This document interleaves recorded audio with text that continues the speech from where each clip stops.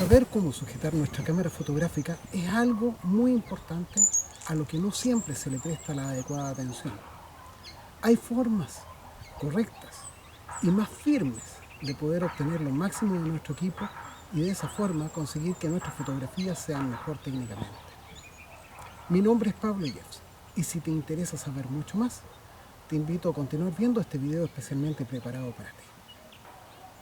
La forma más básica de sujetar el equipo fotográfico es estar en una posición que sea cómoda.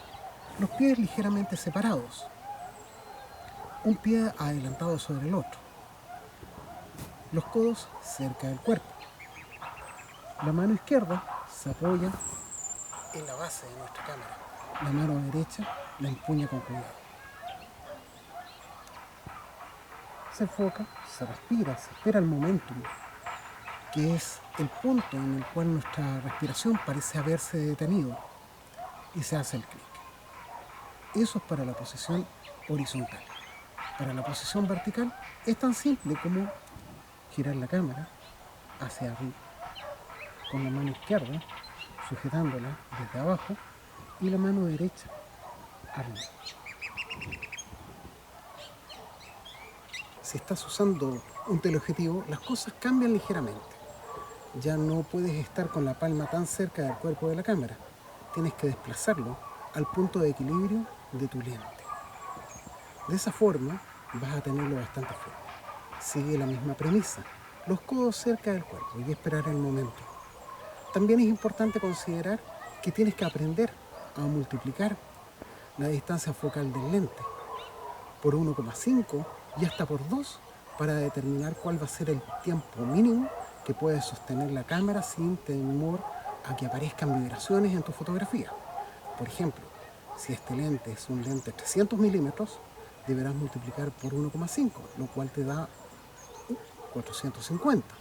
Y ese sería el tiempo mínimo para poder sujetar este pesado lente con la cámara y evitar las vibraciones. Eso sería 1 partido por 450, aproximándolo al número más cercano sería 1 partido por 500 como tiempo mínimo para poder hacer una fotografía sin temor a que se mueva.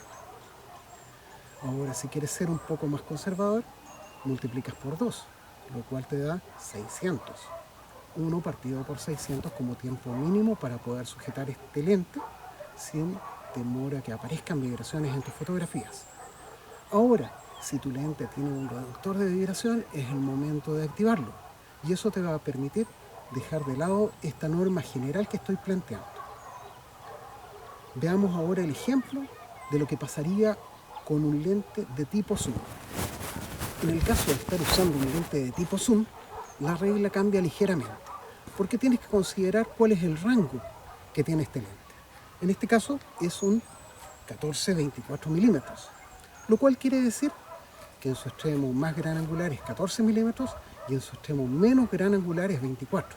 Entonces se toma en cuenta el número 24 para poder multiplicarlo por 1,5 o por 2. En este caso sería por 1,5, 36, y por 2 sería 48. Entonces tu rango estaría entre 1 partido por 36 y 1 partido por 48, aproximándolo siempre hacia el número mayor. Ahora, si este lente tuviera reductor de vibración, puedes dejar de lado esa norma y acogerte a lo que plantea el fabricante de tu cámara fotográfica. Con la mano izquierda haces el enfoque y si tu cámara también lo permite, puedes mover el zoom y el anillo de diafragmas. Con la mano derecha empuñas firmemente y respiras cuidadosamente para poder hacer el clic en el momento, en aquel periodo de tiempo en el cual tu respiración parece haberse aquietado. Simple, sí. Fácil, también. Muy sencillo de recordar. Y de eso de ti depende poder lograr hacer mejores fotografías.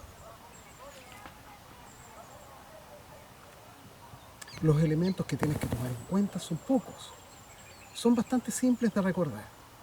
Si este tema te gustó, te invito a suscribirte a nuestro canal oficial de YouTube, a dejarnos un like, a darnos un comentario.